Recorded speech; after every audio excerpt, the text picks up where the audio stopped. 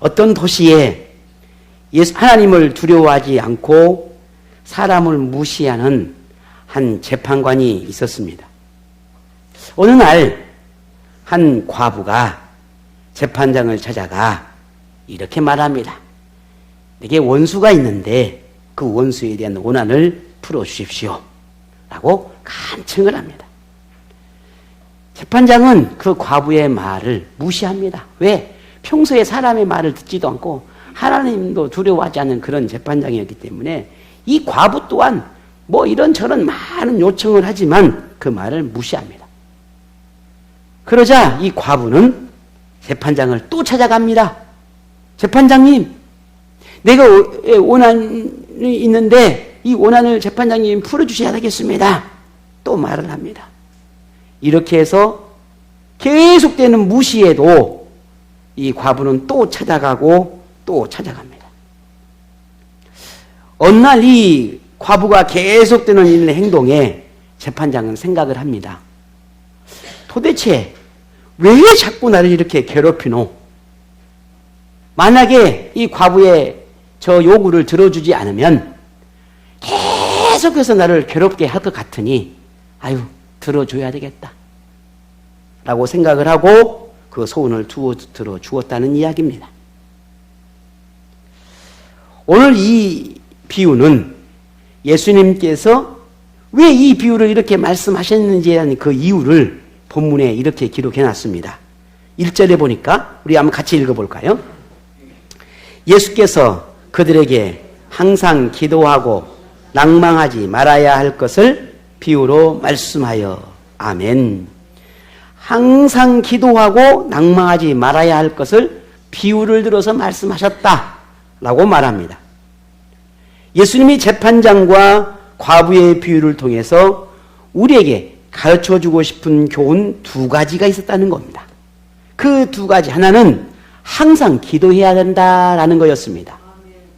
또 한 가지는 그렇게 항상 기도를 하되 낭망하지 말아라, 낙심하지 말아라, 그 말은 포기하지 말아라 라고 하는 이 두 가지의 가르침을 우리에게 주고 싶어서 이 비유로 우리에게 말씀하셨다는 겁니다. 하나님께 기도한다라고 하는 것은 막연한 어떤 신이나 그런 신적인 존재로 여기는 어떤 미물에 대해서 그렇게 샤머님적인 주술이나 그렇게 비는 그런 행위가 아니라는 겁니다. 저도 과거에 그런 생각들이 가끔 나요. 왜냐하면 교회를 다니기 전에, 우리 집안이 교회를 다니기 전에 저희 할머니께서 아침에 일어나면 물을 떠다가 부뚜막 위에 보면, 여러분 참 그 지금도 기억한 게, 부뚜막이 이 뭡니까, 이 솥이죠. 솥단지 얹어놓은 그 부뚜막 있잖아요. 그 부뚜막 벽에 보면 이런 종제기 올려놓은 이렇게 하나 만들어 놓은 게 있어요. 그죠? 제가 아주 어렸을 때 본 기억인데 너무 그게 생생하니까 그렇게 해다가 할머니가 이렇게 종제기에다 물을 떠놓고 거기다 이렇게 올려놔요. 그게 옛날 사람들이 그 습관이잖아요. 그리고 가을 가실이라 그러죠. 가을 수확이 끝나면 그 가을 수확 끝나는 그 잎을 어디다 갖다 놔요? 거기다 이렇게 또 갖다 놔요. 그게 무슨 말입니까? 비는 거예요. 어떤 신에게 우리 집안의 무탈을, 혹은 어떤 우리 집안의, 아니면 우리 자녀들에게 뭔가 비는 행위예요. 그것은 하나님이 아니에요. 어떤 신이요. 그냥 내가 마음속에 있는 어떤 의지하고 싶은 신적인 존재. 이게 샤머니즘이라 그러지요. 그랬던 우리 할머니가 교회를 나간 것부터는 싹 때려 치우더라고요. 얼마나 감사한지. 그때는 그걸 몰랐어요. 왜 그래야 되는지, 왜 치우는지. 제가 교회를 안 다녔으니까. 근데 시간이 흐르고 세월이 흘러서 내가 하나님을 알게 되고 믿음이 생기게 되면서 왜 할머니가 그럴 수밖에 없는지를 알게 되고 이해하기 시작하니까 그게 진짜 신앙이라는 걸 이제 알게 된 것이죠. 기도라는 게 그저 막연히 어떤 신에게 내 마음의 소원을 아래서 신이시여 신이시여 그런 비는 게 우리가 말하는 이 성경에서 말하는 기도가 아니라는 말입니다.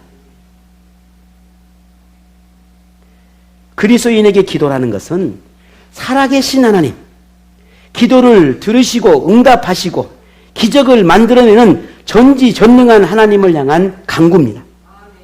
그래서 기도는 듣고 응답하는 하나님이시라고 하는 이 믿음이 없이는 절대 행할 수 없는 게 기도예요. 살아계신 하나님을 전적으로 신뢰하고 의존하는 신앙이 없이는 결코 행할 수 없는 게 이 기도입니다.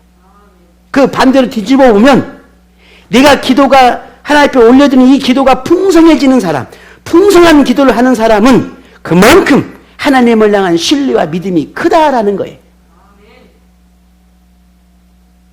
종종 기도의 필요성을 느끼는데 기도의 방법이나 내용이나 혹은 언제 기도해야 되는지 그 때를 몰라서 궁금해하는 경우들이 있습니다. 오늘 본문의 비유에서 그 해답을 찾을 수 있습니다. 기도할 때는 하나님이 도움이 필요할 때면 언제든지 기도할 수 있습니다. 그냥 기도하면 됩니다. 언제든지.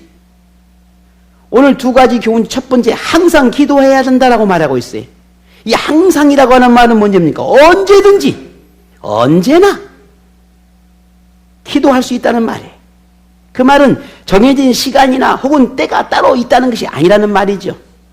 물론 금식과 같은 특별한 어떤 목적을 가지고 기도할 때는 시간을 정해놓고 날짜를 정해놓고 혹은 장소까지도 정해놓고 그런 기도를 하는 경우도 있지만, 그러나 우리가 일상적인 기도를 할 때는 그렇게 따로 정해진 시간이나 그런 걸 내 스스로 영적인 삶을 위해서 정해놓을 수는 있겠지만 그때만 기도하고 그 외에 기도하지 않아도 된다라고 하는 것이 아니라는 말입니다. 모든 날 언제든지 매일 항상 기도해야 한다는 것이 오늘 우리에게 주님이 가르쳐 주신 기도의 때, 기도의 시간입니다. 저 문을 열고 나가서 혹은 길을 가다가도 혹은 차 안에서도 혹은 가정에서도 혹은 직장에서도 어디든지 기도하는, 그게 기도예요. 그리고 우리 아이들한테는 그렇게 말합니다. 야, 너네들 학교 가서 기도하고 하루를 시작해라. 야, 너희 시험 보기 전에 하나님 앞에 지혜를 달라 기도해라. 늘 어렸을 때부터 늘 하던 말들이 그렇게 기도해라. 하나님 1등하게 해주세요. 그런 기도하지 마. 그냥 항상 그 말이다. 너희 공부한 거 잊어버리지 않게 잘 기억나게 해달라고 하나님께 기도해라. 그러면 내가 1등하게 되면 다른 사람도 꼴등하라고요? 그건 아니잖아요. 내가 공부한 만큼, 내가 노력한 만큼, 내가 하나님 앞에 나가는 만큼 그게 얻는 게 그게 맞는 거예요. 나는 이만큼 노력했는데 하나님 앞에 이만큼 달라고 기도하는 건 그건 도둑놈이요. 그렇지 않아요. 그러니 하나님 기억나게 해주십시오. 내가 늘 하나님 앞에 기도하는 그 모든 것들이 지혜롭고 현명한 기도가 되어져야 돼요. 어리석은 기도가 되어서는 안 됩니다. 자, 그러면 기도의 방법이나 내용은 어떨까 하는 거예요. 그러면 이 또한 형식이나 내용이 꼭 정해져 있지는 않습니다. 부모나 친구에게 대화를 나눌 때 특별한 형식이나 구조를 생각하며 말합니까? 그렇진 않아요. 엄마! 해다가도 또 다른 이런 말, 저런 말 하잖아요. 그래도 엄마는 다 알아먹어. 아빠는 다 알아먹어요. 친구하고의 대화할 때도 마찬가지잖아요. 주저리 말을 해도 대화가 돼. 우리가 하나님 앞에 기도하는 것도 마치 그런 부분이, 그저 오늘은 서론, 본론, 결론 이렇게 저렇게 쭉 내가 하나님 앞에 이렇게 기도해야지 하면서 뭔가 구조와 형식과 이렇게 생각하며 기도합니까? 그렇진 않아요. 한 과부가 재판장을 찾아갔다라고 하는 것은 혼자 해결할 수 없는 일이고 또 그럴 만한 능력이 없다고 생각했을 것입니다. 원수를 갚는다라고 하는 것은 더더욱 자신의 고난일 수 없다는 것을 이 여인은 알았을 겁니다. 그러니 가서 나 대신에 공평하게 정의롭게 당신이 나의 고난을 풀어주십시오 라고 부탁하는 것입니다. 이처럼 우리가 하나님께 기도한다라고 하는 것은 하나님의 도움이 필요하다라고 하는 그 모든 것들을, 내 인생의 내 모든 전부를 하나님 앞에 맡기고 하나님께 구하는 것입니다. 내가 할 수 없으니, 내가 부족하니, 내가 현명하지 못하니 하나님께서, 지혜로우신 하나님께서, 능력이 많으신 하나님께서 가장 현명하게, 가장 공의롭게, 가장 정의롭게, 가장 옳게 하나님께서 해결해 주옵소서. 이게 기도예요. 그리고 오늘 우리의 기도 내용이 그리해야 합니다. 하나님에게 기도하지 못할 것은 없습니다. 하나님이 해결하지 못할 일도 없습니다. 다만 무엇이든 기도할 수 있지만 반드시 선을 구하고 옳은 것을 구하는 기도여야만 응답을 받을 수 있습니다.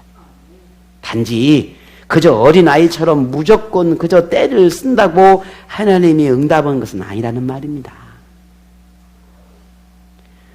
여러분, 아이들 키우다 보면 그러지 않습니까? 뭔가 우리 아이들이 장난감이 많은 곳을 지나가거나 맛있는 걸 이렇게 보게 되면 엄마 나 저거 사줘. 그럼 안 돼. 그러면 어떤 아이는 그냥 두 발 쭉 뻗고 그냥 떼쓰기 시작합니다. 그냥 옆에 가는 사람이 있든가 말든가 그냥 난리 뒹굴고 때를 쓰죠. 그럼 어떤 부모는 그냥 들어주는 경우도 있지만 어떤 부모는 또 그렇지 않는 경우도 있지요. 왜? 이 아이가 필요치 않다고 생각하면 들어주지 않을 수 있는 거예요. 안 돼! 라고 하는. 아니면 너는 지금 이거 말고 이것이 너에게 참 좋을 것 같아 라고 할 수도 있는 거예요. 오늘 우리 하나님 앞에 기도하는 것이 그렇게 무작정 두 발 쭉 뻗고 떼쓰는 그런 어린아이 같은 그런 기도가 돼서는 안 된다는 거지요. 어떤 것이든 무작정 기도한다고 해서 하나님이 응답하는 것은 아니라는 걸 우리가 알아야 한다는 말입니다. 그래서 야고보서 4장 3절에 이렇게 기록해 놨어요. 구하여도 받지 못함은 정욕으로 쓰려고 잘못 구하기 때문이라 했습니다. 그저 내게 필요한지 내게 있어야 되는 것인지도 판단하지 못하고 구별하지 못하고 무조건 내가 좋으니 내가 원하니 줘야 되겠다라고 하는, 하나님이 주셔야 되겠다라고 하는 그런 떼쓰는 기도는 응답되지 않는다는 거예요. 우리가 이처럼 기도의 중요함도 알고 무엇이든 구하면 기도에 응답하시는 하나님이라는 것도 믿는다면 우리가 기도함에 있어서 한 가지 반드시 기억해야 할 것이 있습니다. 그것은 기도하며 낙심하지 않아야 한다는 거예요. 기도하다 낙심한다라고 하는 것은 응답하시는 하나님을 향한 확신이 흔들린다는 의미입니다. 분명 처음은 하나님의 믿음으로 구했습니다. 그런데 하나님이 응답해 주지 않고 뭔가 응답이 없다고 생각되기 시작하면은 그때부터는 점점 기도가 이제 간절함이 혹은 부르짖는 우리의 마음이 점점 약해지기 시작합니다. 이게 무슨 말입니까? 내 마음에 찾아온 것이 무엇입니까? 내가 하나님이 이렇게 기도하면 하나님이 들어주신다고 했는데 정말 들어주시는 걸까? 내 기도를 듣고 계시는 걸까? 의심과 의문이 찾아옵니다. 그러면 점점 더 기도가 등한이 되게 되는 것이죠. 그래서 기도하다가 낙심하지 말아라. 기도하다가 포기하지 말아라. 기도하다 실망하지 말아라. 기도하다 멈추지 말아라. 라고 말하고 있는 겁니다. 야고보서 1장 6절에서 7절에 보면 이렇게 하나님께서 기록해 놓으셨는데요. 오직 믿음으로 구하고 조금도 의심하지 말라. 의심하는 자는 마치 바람에 밀려 요동하는 바다 물결 같으니 이런 사람은 무엇인지 주께 얻기를 생각하지 말라. 라고 했습니다. 내 믿음의 간구가 믿음으로 온전한 신뢰로 하나님 앞에 구하고 의심하지 말아야 되는데 자꾸만 하나님 앞에 의심이 생기고 믿음이 내 안에 사라지기 시작하면 구하지 말라는 거예요. 왜? 어쩌면 그것 때문에 더 힘들어하고 바닥에 남아있는 그 믿음마저도 어쩌면 뿌리째 송두리째 뽑혀나갈 수도 있을는지도 몰라요. 그렇다고 아예 기도하지 말라는 게 아니에요. 어쩌면 그럴수록 더 하나님 앞에 기도해야겠지요. 하나님, 내가 의심이 생깁니다. 내가 의문이 생깁니다. 내가 분명 하나님이 기도하면 응답해 주신다 했는데 자꾸 내 마음에 흔들립니다. 어쩌면 더 간절히 기도가 우리에게 필요할 겁니다. 의심하는 기도하지 말라는 것이지요. 우리 안에 의문을 품고 기도하지 말라는 것이지요. 그런 기도는 의미가 없다는 것을 말하는 것입니다. 기도하지 말라는 게 아니라. 그래서 예수님은 비유에서 불의한 재판장에게도 자신의 말을 듣고 해결해 줄 때까지 계속해서 포기하지 않은 이 과부의 태도가 오늘 우리의 기도에 얼마나 중요한지를 오늘 본문에서 우리에게 말씀하고 계시는 겁니다. 그래서 7절에 이렇게 말하지 않습니까? 한번 볼까요? 7절입니다. 다 같이 시작.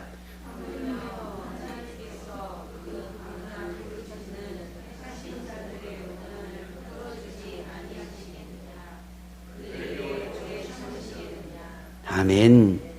불의한 재판장도 하나님도 두려워하지 않고 사람을 무시하는 그런 불의한 재판장도 이런 과부의 끈질긴 부탁을 들어주었는데 하물며 하나님의 자녀의 기도를 들어주지 않겠냐는 거예요. 하나님의 응답이 때론 속히 임하기도 하지만 기다림이 필요할 때가 있습니다. 그래서 기도할 때 가장 힘들어하는 것 중에 하나가 기다림의 자세예요. 분명 내가 하나님 앞에 이렇게 기도하고 있는데 하나님은 언제 내 기도를 응답해 주실까? 분명 내 마음이 너무 간절하고 빨리 하나님 응답해 주셔서 내가 이 기도가 뭔가 해결되어지면 좋겠는데 하나님은 왜 아무런 말씀도 안 하시고 아무런 응답도 없는 것일까? 그때 하나님 언제쯤 응답해 주실까? 언제쯤 해결해 주실까? 언제쯤 내 기도가 하나님 내 기도를 들어주실까? 라고 하는 그 기다림이 시작될 때면 참 힘들지요. 하지만 하나님은 우리에게 기다림을 요구할 때가 있을 때는 이것은 이 비유에서 불의한 재판장처럼 우리의 기도를 들어주지 않는 것도 아니고 또 무시하고 응답하지 않겠다라고 하는 것도 아니라는 겁니다.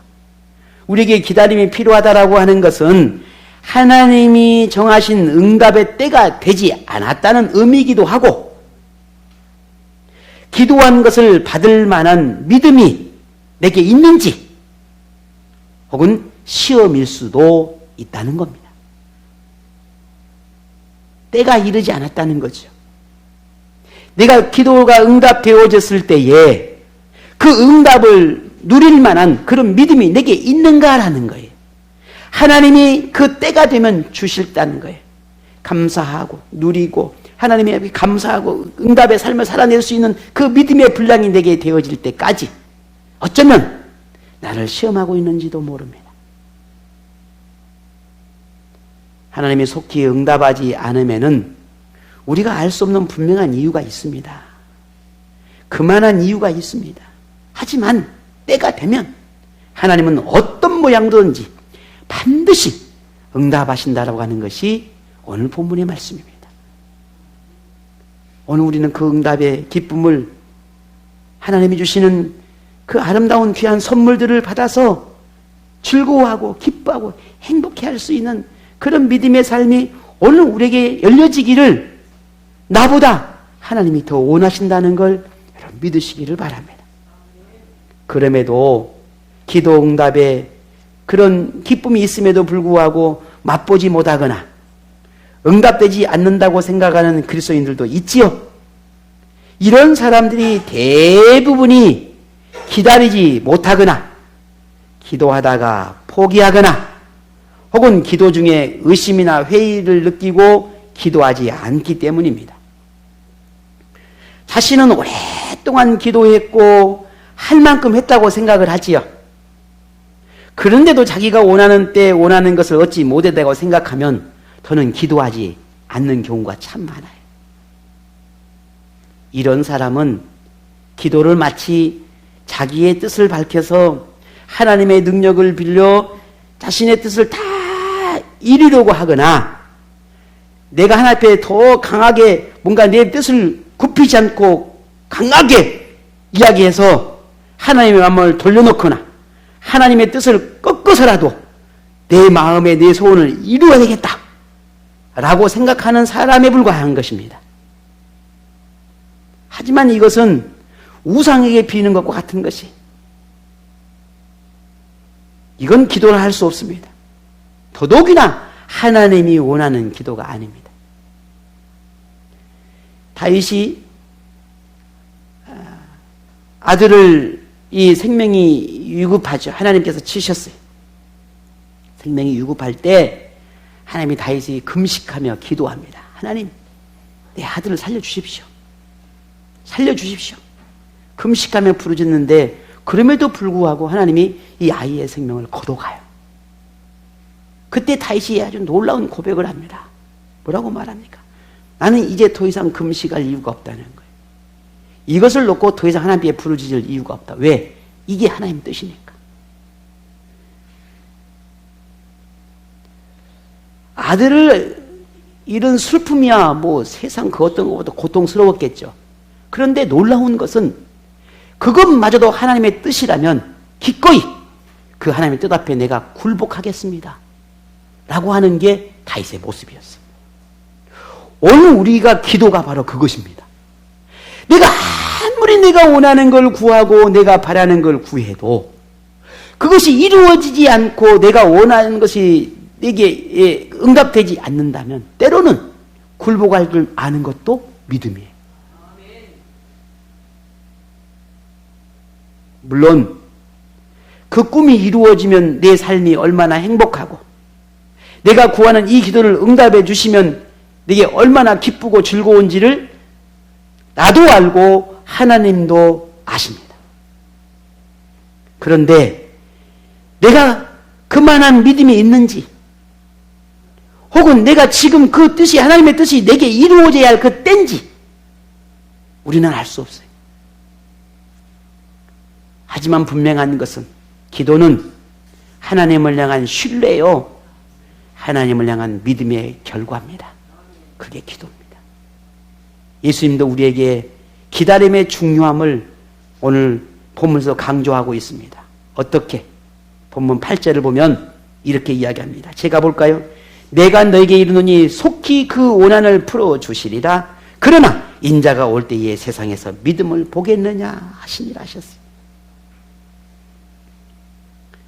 우리 중에 기도하는 것을 멈춘 지체가 있다면, 기도에 의문과 의심이 있다면, 혹은 기도를 하지 않고 있다면 오늘 본문의 교훈을 귀담아 듣기를 바랍니다. 우리 대부분은 기도해야 할 이유가 없다고 생각하지는 않을 겁니다. 기도가 필요하다거나 하나님의 도움이 필요하다는 걸 다 느끼고 살아갑니다. 매일매일 그렇습니다. 자, 그렇다면 그런 간절함이나 필요로 할 만큼의 기도가 있는가 하는 겁니다. 내 생명이 위급하다면, 내 생명이 위급하면 하나님께서 내 생명을 구해달라고 할 만큼의 그 간절함이 있느냐는 거예요. 절박함이 우리에게 있느냐 하는 거예요. 들어주시면 받고 안 주시면 말고, 주시면 감사하고 안 주시면 할 수 없고, 이런 기도는 그게 정말 간절함의 기도냐는 거예요. 내 목숨보다 혹은 내가 그 어떤 것보다 하나님 내가 이걸 내게 필요합니다라고 하면 그만큼의 간절함과 그만큼의 절박함과 그만큼의 하나님 앞에 그 부르짖는 그 마음에 더 간절하고 뜨거워야 되지 않겠냐라는 거예요. 그것이 기도잖아요. 그것이. 우리가 흔히 착각하는 것 가운데 하나님 기도했어요. 근데 하나님이 들어주시지 않는 것 같고 주시지 않을 것 같아요. 그래서 하나님, 하나님의 뜻이 이것인 줄 알고 제가 믿음으로 고백하고 믿음으로 그래 알겠습니다. 그게 믿음이 아니에요. 그럼 포기한 거예요.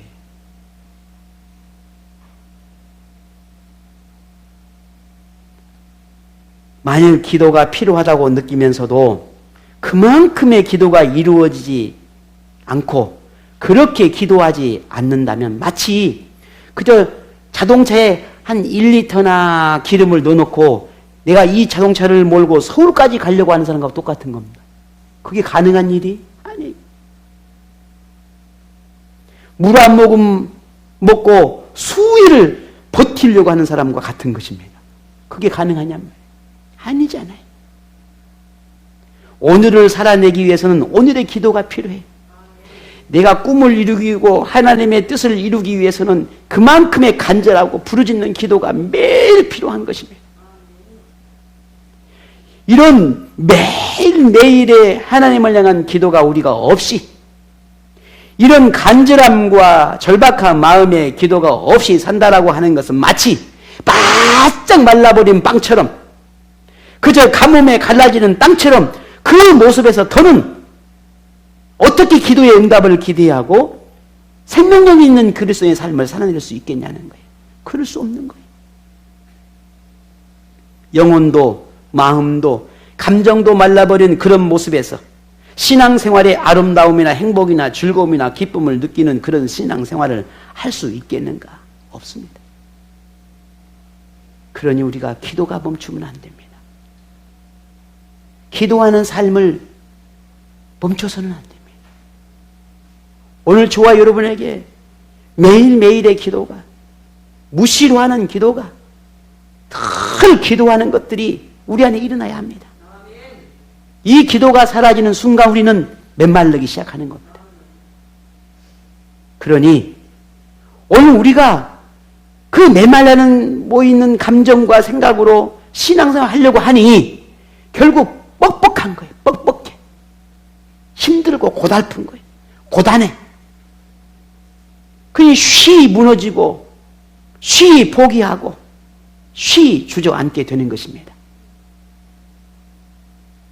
분명 그리스도의 모양은 있지만 누구도 가까이 하지 못하고 누구에게도 선한 영향력을 줄 수 없는 그런 모습일 수밖에 없는 겁니다. 저는 기도라는 것이 얼마나 중요한지 저 개인적으로도 참 많은 것을 보고 느끼고 경험하고 그렇게 살았던 사람 중에 한 사람입니다. 여러분도 그럴 것입니다. 기도를 통해 귀신이 떠나가고 기도를 통해 질병이 치료가 되고 기도를 통해 삶을 회복이 되어지고 기도를 통해 우리의 매일매일의 삶 속에서 기적 같은 일들을 보고 경험하고 느끼고 깨닫는 그런 일들이 수없이 매일 평생 그렇게 보고 듣고 경험하며 살아가고 있습니다. 여러분은 어떻습니까? 기도 없이 그런 걸 볼 수 없고 기도 없이 경험할 수 없고 기도 없이 느낄 수 없고 기도 없이 얻을 수 없습니다. 왜? 하나님은 살아계시고 오늘 우리의 기도를 듣고 계시고 우리의 필요를 알고 계시고 단지 하나님 우리에게 구하라 말씀하시고 있는 겁니다. 그러면 주시겠다는 겁니다. 근데 왜 우리는 기도가 없냐는 거예요. 주시겠다는데. 기도가 많아지면 그만큼 우리는 풍성한 삶을 살게 되는 것입니다. 잎이 풍성하고 열매가 주렁주렁 맺힌 나무는 온갖 새들이 날아 들어와서 짐승들이 쉴 곳이 그늘이 만들어지고 먹고 풍성한 그런 새들과 짐승들이 누릴 수 있는 공간이 만들어지듯이 우리의 신앙생활에 생명력이 있고 자신뿐만 아니라 누구에게든지 선한 영향력을 줄 수 있는 그리스도인이 되는 것은 기도에 있는 겁니다. 기도하는 사람은 그래서 따뜻해요. 근데 기도가 없는 사람은 차가워요. 물론 이건 제 개인의 소견일 수 있습니다. 근데 제 경험상 많은 사람들을 보면서 느끼는 것은 그렇더라고요. 기도하는 사람은 따뜻해. 기도가 없는 사람은 차가워. 오늘 저와 여러분, 우리 옆에 분 따뜻해 보입니까? 안 따뜻해 보입니까? 따뜻해 보입니다. 네. 포근해요. 아멘. 솜처럼 보여요. 이게 기도하는 사람의 모습이에요. 기도가 많아지면 왜 그럴까? 기도가 많아지면 하나님과의 관계가 더 친밀해지기 때문에 따뜻한 것입니다. 아멘. 기도가 많아지면 신앙생활의 질이 높아집니다. 아멘. 기도가 많아지면 그만큼 응답받는 기회가 더 많아지니 삶의 기쁨과 만족이 찾아옵니다. 아멘. 기도에 응답하시는 그 하나님을 만나니 하나님을 향한 믿음은 더욱 두터워지고 하나님의 살아계심을 보고 느끼니 모든 것에 감사할 일은 더 많아지게 되는 것입니다. 이게 기도하는 사람의 삶이 이런 모습인 거예요. 여러분은 신앙생활이 행복합니까? 행복하다고 생각한다면 그 행복을 느끼는 이유가 뭐냐는 거예요. 만약 내게 행복이 조금 부족하다고 느낀다면 또 그 이유가 무엇이냐는 거죠. 본문에 등장하는 과부는 행복했을까요? 아니었을까요? 이 사람도 현재 자신의 당한 일로 슬프고 고통스러웠을 것이고 불행하다고 생각했을 것이고 자기 앞에 놓인 문제를 해결받을 때까지는 평강을 누릴 수 없다라고 생각했을 겁니다. 그런 자신의 상황을 역전시킬 수 있는 방법은 오로지 재판장을 찾아가 도움을 구하는 것뿐이라고 생각했습니다. 한 번이 아니면 두 번, 두 번이 아니면 세 번, 세 번이 아니면 밤이고 낮이고 찾아가는 것이죠. 또 찾아가서 도움을 구한 것입니다. 그럴 수밖에 없었습니다.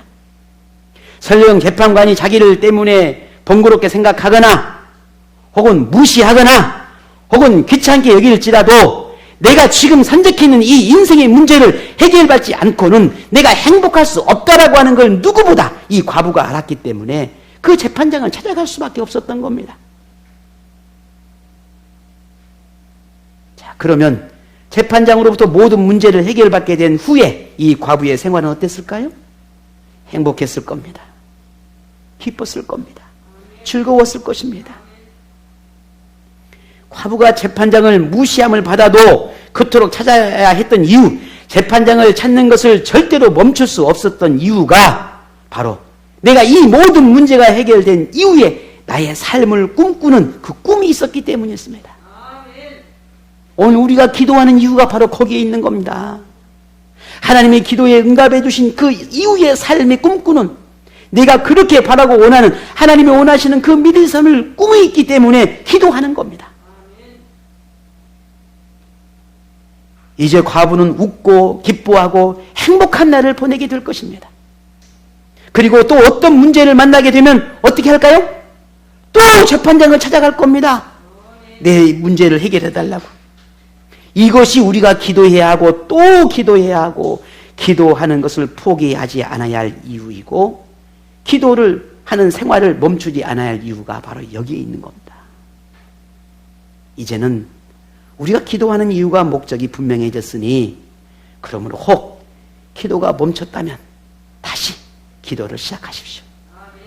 만일 기도 응답의 기쁨을 알고 있음에도 기도를 멈췄다면 하나님의 능력만을 이용해서 그저 내 자신의 인생을 해결받는 것만으로 만족하려고 하는 그런 불의한 그리스도인이 되지 않기를 바랍니다.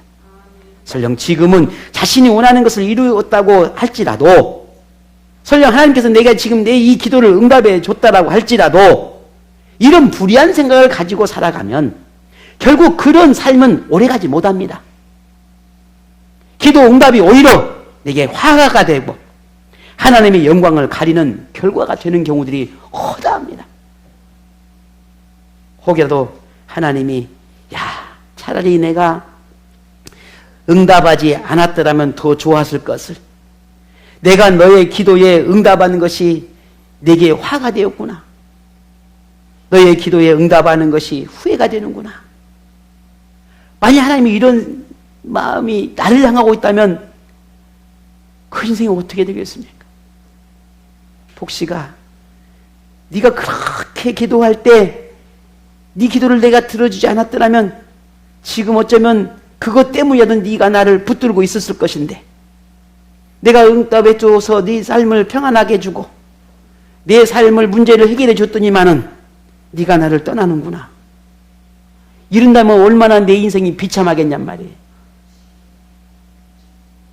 그래서요, 하나님을 찾아야 할 이유가 내게 있는 건 복이 있는 거예요. 내가 인생이 평안하고 만사 형통하면 그게 행복할 것 같아도 그렇지 않아요.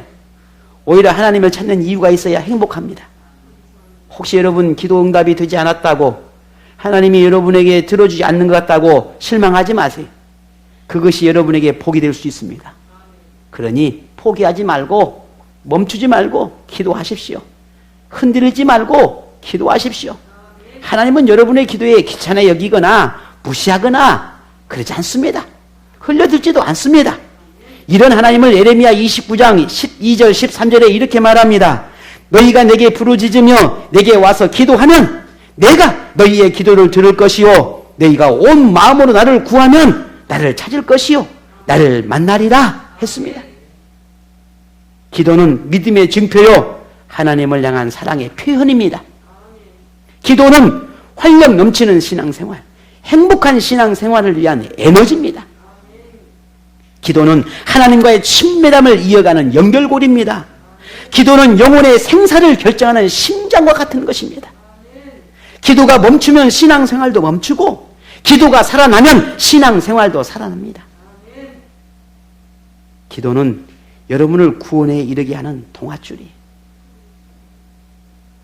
여러분의 꿈꾸는 인생, 하나님이 원하시는 인생으로 역전시키는 강력한 무기가 기도라는 겁니다. 그러니 기도하는 것을 잊지 말고 기도의 불을 끄지 않는 그런 기도의 사람이 되시기를 바랍니다. 항상 기도하고 기도하며 낙심하지 말고 끝까지 인내하며 하나님이 응답해 주시는 그 기쁨을 맛보는 여러분 모두가 되시기를 축복합니다. 그래서 기적의 하나님을 경험하고 그렇게 기적을 만들어가는 여러분의 모든 인생이 되기를 주 이름으로 축복합니다.